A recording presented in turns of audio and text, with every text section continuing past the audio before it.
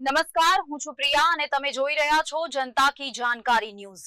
નજર કરીએ આજના સમાચાર। રાજકોટ જિલ્લાના ઉપલેટા પોલીસ સ્ટેશન ખાતે કાયદો અને વ્યવસ્થાની સમીક્ષા કરવાના હેતુથી ધોરાજી વિભાગના મદદનીશ પોલીસ અધિક્ષક આઈપીએસ સિમરન ભારદ્વાજની અધ્યક્ષતામાં લોક દરબારનું આયોજન કરવામાં આવ્યું હતું।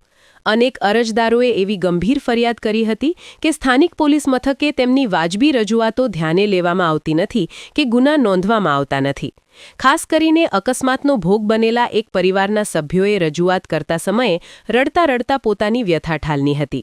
તેમણે જણાવ્યું હતું કે અકસ્માતમાં સ્વજન ગુમાવવા છતાં પોલીસ ફરિયાદ દાખલ કરવામાં ઠાગાહૈયા કરી રહી છે। આઈપીએસ સિમરન ભારદ્વાજે આ બાબતને ગંભીરતાથી લઈ ન્યાયની ખાતરી આપી હતી। આ લોક દરબારમાં આઈપીએસ સિમરન ભારદ્વાજે જણાવ્યું હતું કે આ લોક દરબાર વાર્ષિક તપાસણીના ભાગરૂપે યોજાયો હતો, જેમાં મુખ્યત્વે 3 રજૂઆતો પ્રાથમિકતા પર રહી હતી।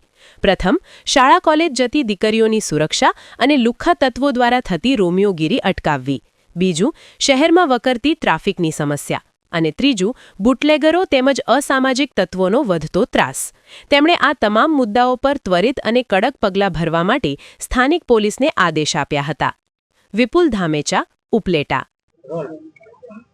આજરોજ એસડીપીઓ ધોરાજી કચેરીથી ઉપલેટા પોલીસ સ્ટેશનના વાર્ષિક ઇન્સ્પેક્શન લીધે ઉપલેટા પોલીસ સ્ટેશનમાં એક લોક દરબાર રાખવામાં આવ્યો છે, જેમાં 17 જેટલા લોકોને આપણી હાજરી આપી છે અને એમાં જુદા જુદા પ્રશ્નો ઉપલેટા ટાઉનના અને ગામડાઓના ડિસ્કસ થયા છે, જેમાં પોલીસની સારી કામગીરી જે હતી આખા વર્ષની, જેથી આપણે 52 જેટલા લોકો પરત આવ્યા છે।